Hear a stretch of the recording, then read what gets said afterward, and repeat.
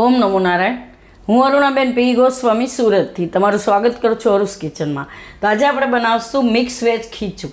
તો એના સારું આપણે આ 1 કપ ચોખાનો લોટ લીધો છે અને 1 ગાજર લીધું છે આપણે, 1 ટમેટું અને 1 ડુંગળી, થોડાક લીલા ધાણા અને 1 મરચું આપણે લીધું છે મીડિયમ તીખું, અને લસણ આપણે લીધું 4-5 કળી આ રીતે કાપી લીધું છે. મીઠું જોઈએ સ્વાદ પ્રમાણે, થોડુંક જીરું લીધું છે આખું, અને થોડોક આપણે મેથીઓ મસાલો, જે આપણે અથાણાનો મસાલો હોય આ ખાલી આપણે ગાર્નિશ માટે, ને આનાથી ટેસ્ટ સારો આવે છે ખાવામાં. સિંગ તેલને આનો ટેસ્ટ એકદમ ખીચામાં સરસ આવે છે. અને થોડાક આપણે લીધા છે પાન લીમડાના, અને પાણી જોઈએ આપણે. બસ આમાં તમે તમારી હિસાબે કોઈ પણ શાકભાજી નાખી શકો એમ. તો પહેલાં આપણે તેલ ગરમ મૂકી દેવું. ખીચું તો આપણે ઘણી ટાઈપનું બનાવ્યું છે, પણ આ ખીચું એકદમ સરસ ટેસ્ટમાં અસર લાગશે તમને, કે આમાં બધા વેજીટેબલ આવશે. ને આને આપણે તેલમાં, સિંગ તેલમાં બનાવશું. તો થોડુંક આપણે આમાં સિંગ તેલ નાખીશું પહેલાં, 2 થી 3 ચમચી જેટલું. ને તેલને થોડુંક ગરમ થવા દેવું. તો તેલ આપણું ગરમ થઈ ગયું છે, એમાં આપણે નાખીશું પહેલાં જીરું અને લસણ. લસણની કરીઓ નાખવાથી એકદમ સરસ ટેસ્ટ આવશે. અને લીલું મરચું અને લીમડો.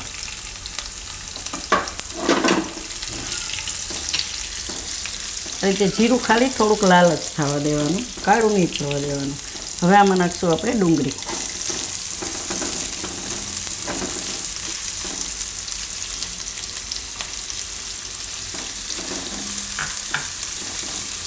અને ગાજર. ગમે ત્યારે ઘણીવાર એવું થાય કે આપણે ભૂખ લાગી છે તો ચોખાનો લોટ ઘરમાં પડ્યો તો કોઈ પણ તમે શાકભાજી એમાં નાખીને આ રીતે ખીચું બનાવી શકો એમ. ખાવામાં એમનેમ ખીચું સારું લાગે, પણ આ બધા આપણે શાક નાખ્યા હોય તો થોડીક ભૂખ લાગી હોય તો મજા આવે ખાવાની એમ. હવે આપણે એમાં નાખી દઉં ટમેટાં.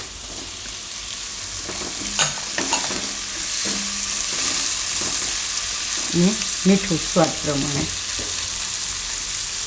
લોટને આ બેયના માપનું એટલે થોડુંક વધારે નાખશું. લીલા ધાણા નાખી દઉં. આ બધું શાકભાજી થોડીક વાર પાકવા દેવું આમાં, 1-2 મિનિટ માટે ઢાંકીને ધીમો ગેસ રાખીને, એટલે ગાજર થોડુંક પાકી જાય. અને આપણે થોડીક વાર પકાવી લીધું શાકભાજી બધું,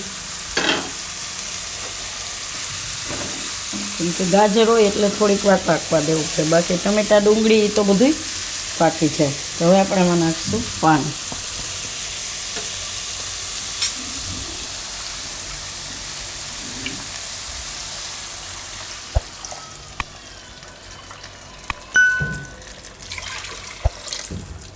તો 1 કપ આપણે લોટ છે, તો આમાં આપણે 2.5 કપ જેટલું પાણી નાખીશું.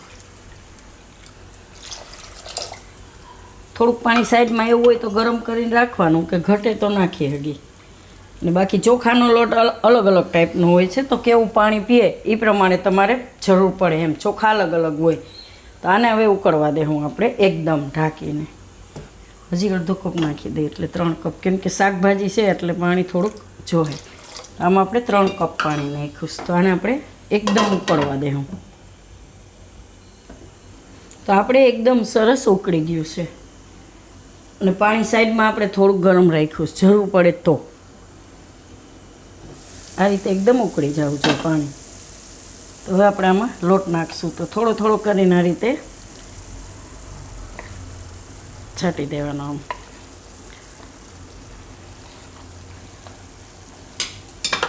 અને હલાવતું જવાનું લઈને જે રીતે ખીચું હલાવીએ એ રીતે.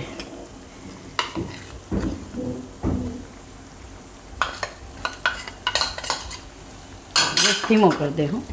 આ બધું એકદમ મિક્સ કરી લઉં આમાં.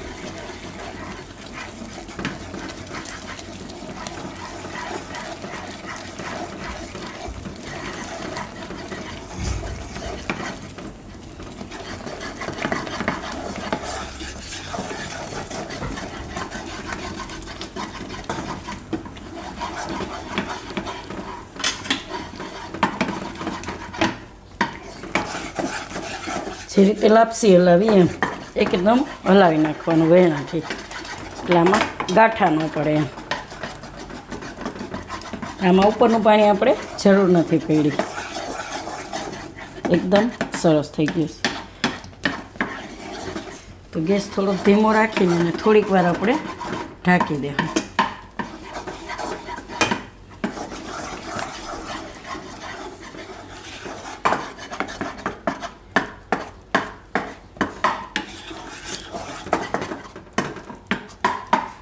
થોડીક વાર ઢાંકીને આમાં પાકવા દેવું, એકદમ ધીમો ગેસ રાખીને.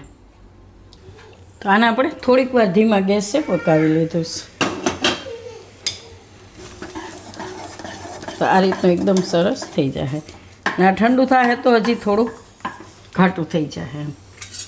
આને આપણે કાઢી લેવું, ગેસ બંધ કરી દેવું.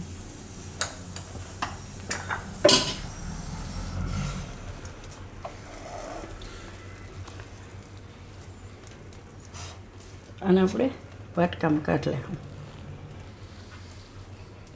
ગરમા ગરમ.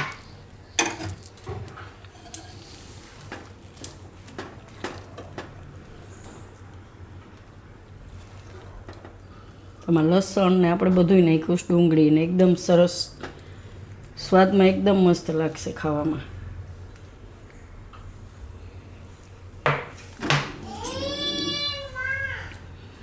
એમાં આપણે નાખશું તેલ.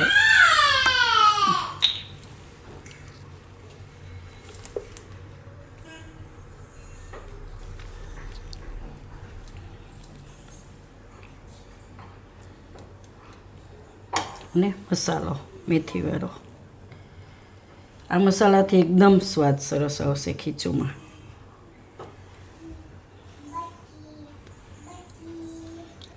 તો તૈયાર છે આપણું મિક્સ વેજ ખીચું. તો જો તમને મારી આ રેસીપી પસંદ આવી હોય તેને લાઇક કરજો, શેર કરજો અને મારી ચેનલને સબસ્ક્રાઈબ કરજો. અને બેલ આઇકન દબાવવાનું ના ભૂલતા. કમેન્ટ કરીને કહેજો કે તમને કેવું લાગ્યું આ મિક્સ વેજ ખીચું.